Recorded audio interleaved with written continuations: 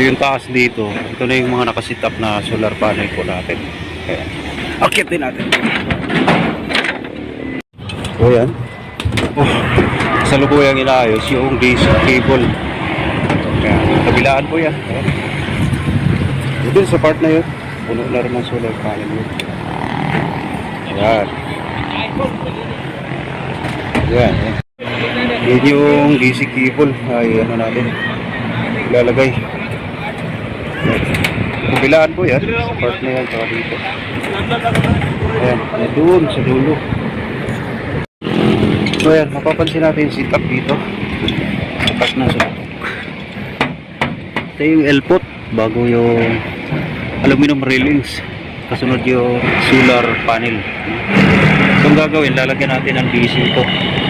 Itong cable 3 na to, maliit cable 3 dito. So ba ito lang to.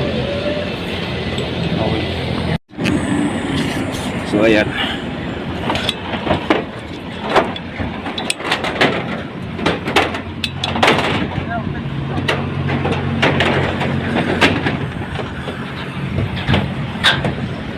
Kaya pumapasok na. Ayan. Okay, diretso lang. So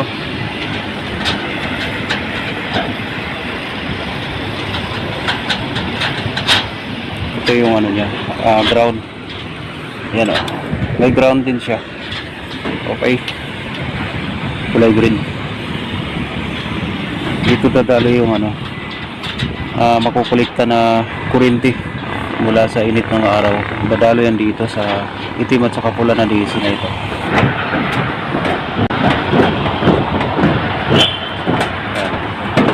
Magmula doon sa dulo.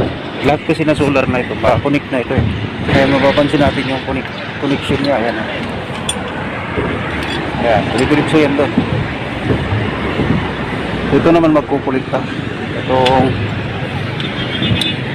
itim at saka pula na ano, DC. Okay. Eh, ganun din sa kabila. Sa part ng kabila. Mayroon din yung ano, cable 3. Ayan.